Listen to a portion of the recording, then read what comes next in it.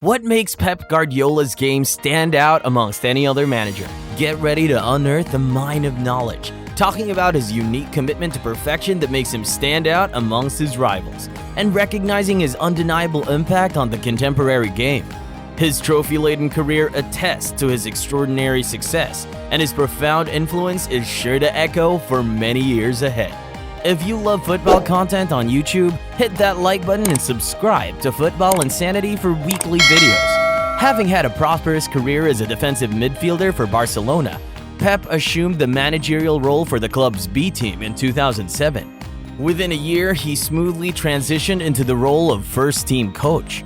From there, Pep shaped what is widely considered the finest football team in history. The accomplishments of Barcelona under his leadership in 2009 stand as an enduring testament to their superiority, bagging an unprecedented 6 trophies. Throughout his tenure in Spain, Pep impressively secured 3 La Liga titles, 2 domestic cups, 3 Super Cups, 2 Champions Leagues, 2 European Super Cups, and 2 World Club Cups, racking up a jaw-dropping total of 14 trophies in 4 seasons. In 2013, Pep took the helm at Bayern Munich. During his first season, he won the domestic double and did the same in 2016. Yet despite his successes, he could not reach a Champions League final during his 3-year stint. In 2016, he began a new journey as the manager of Manchester City. After an initial trophyless season, Pep's strategic brilliance drove the team to win the league title in commanding fashion, setting records for most points, wins, and goals scored in Premier League history. His spectacular achievements cement his place as one of football's greatest ever coaches. However, his inability to win another Champions League since his outstanding tenure at Barcelona is a point of contention when discussing his status as the best coach of all time. This year, this debate may reach a climax as Pep's Manchester City is on the precipice of a spectacular treble, an accomplishment no English club has achieved since 1999. One of Pep's notable qualities is his focus on team performance. Even with high-profile players like Haaland and Kevin De Bruyne, the team's success isn't hinged solely on them. For instance, despite Haaland's impressive tally of 36 Premier League goals this season, City clinched the league last year with a similar points total and Gabriel Jesus as a center forward, who scored only 8 goals. Pep has an exceptional ability to boost players' performances. Could players like Akanji, Bernardo Silva, Ike Gundogan, John Stones, Rodri, and others have achieved their current form if they hadn't joined City? It seems doubtful. Take Manuel Akanji, for example. City secured his services for less than $20 million, and he was generally seen as a promising player who hadn't quite reached his potential at 27.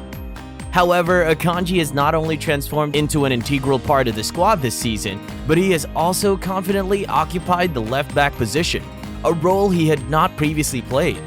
Pep's remarkable stature in the sport is not just a result of his trophy haul, but also due to the brilliance and artistry of his football philosophy.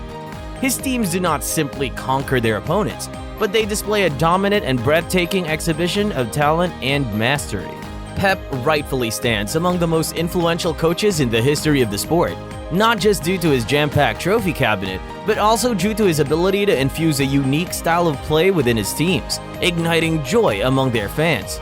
The bedrock of his coaching philosophy is a possession-based football, deploying high-pressure tactics and stressing on technical finesse. Since his Barcelona days, his teams are noted for their quick passing and fluid movement, with players effortlessly switching positions to create space and confuse the opposition. The essence of Pep's coaching philosophy is encapsulated in the quote, "Move the opponent, not the ball." This epitomizes his strategy, focusing not just on ball possession but also on player positioning. His style of play is known as positional play, a strategy shared by other prominent coaches like Thomas Tuchel, Mauricio Pochettino, and Brendan Rodgers. While each coach might apply it differently, the core principles remain the same. In a team practicing positional play, players position themselves to create numerical superiority through passing triangles or diamonds, with the aim to progress the ball through various areas on the pitch. Every team member must strictly follow rules regarding their positioning concerning teammates, adversaries, and the ball. Pep specifically is an advocate for a particular variant of positional play, where the field is divided into zones and each player is allocated a specific zone. To provide ample passing options, horizontal lines should never have more than 3 players, and vertical lines should never have more than 2. Players must be ready to adjust their positions depending on their teammates' movements, creating ongoing rotations aimed at destabilizing the opposition.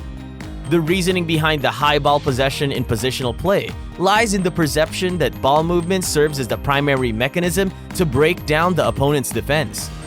The goal is to force opponents out of their positions, creating gaps and opportunities for progression. By moving the ball, opponents are lured out, enabling the creation of free spaces behind their defensive lines. Positional play isn't just a tactic, but a way of interpreting football, and Pep's approach has evolved with players and scenarios. While many managers are said to have philosophies and styles of play, few have demonstrated the capacity to adapt and evolve as Pep has.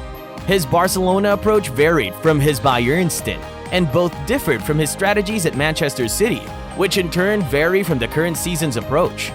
What used to be fundamental concepts such as fullbacks moving onto midfield, possession-oriented play with cutbacks, and no fixed focal point for offense no longer constitute a fundamental part of his strategy. While some principles and ideas remain consistent, their execution adapts depending to the players, situations, and opponents. This flexibility marks the sign of a truly outstanding coach, striking a perfect equilibrium between pragmatism and innovation. Although Pep is known for frequently adjusting his team structure, he remains deeply dedicated to several basic principles. One of these is the unwavering emphasis on playing short passes from the goalkeeper, whether from goal kicks or during open play. More recently, he has used versatile defenders such as Kyle Walker at Manchester City, who can smoothly transition from a wide position to the center. This modification lets a center-back pair stay together while keeping the pivot in the midfield, where their unique abilities are best used. As a former defensive midfielder, Pep has shared his distaste for playing with a partner. Having 2 defensive midfielders in front of 2 center-backs can lead to challenging angles during the build-up. On the other hand, a single pivot allows short diagonal passes on the half-turn, promoting forward play. The task of fulfilling this pivotal role isn't simple. It demands proper body positioning, tight ball control, accurate passing, and above all, game reading and quick decision-making abilities to maneuver through the opponent's press. When Pep started his coaching career with Barcelona B, he found these qualities in a young academy graduate named Sergio Busquets. During his Bayern Munich stint, where midfielders were familiar with the 4-2-3-1 formation, he converted pullback Philipp Lahm into his solo pivot. At Manchester City, Rodri currently occupies this role. Pep highly appreciates such players who can comfortably operate solo at the midfield base, which lets another midfielder position themselves between the lines, thereby naturally creating passing triangles at the back. Pep earned widespread acclaim for his tactical innovations, particularly his use of the false 9 position. A false 9 denotes a center forward who frequently drops deep to collect the ball, intending to lure opposition center backs out of their positions and unsettle the defense. Although Pep did not invent the idea of a mobile striker, Barcelona's use of Messi as a 4th midfielder during the build-up was a distinct feature of their possession-based style. Currently, he leans more toward the traditional striker. Among all the strikers he has coached, Haaland stands out as a pure goal scorer who contributes minimally in terms of ball involvement. Similar to Pep's positional wingers who stretch a defense horizontally, Haaland's main role is to extend it vertically, thus tying down the opposition center backs and creating space for 2 attacking midfielders to function between the lines. City has not only adapted to this new approach and met their coach's demands, but they have also become exceedingly relentless. They seem on track to replicate the extraordinary achievement of Manchester United's legendary 1999 treble. Once again, this highlights Pep's remarkable knack for innovation and always being a step ahead of his rivals. If there's been a constant feature throughout his coaching career, it's his propensity for change and adaptation. And so there you have it, folks. Discussing Pep's tactics and his evolution over the years is always a joy.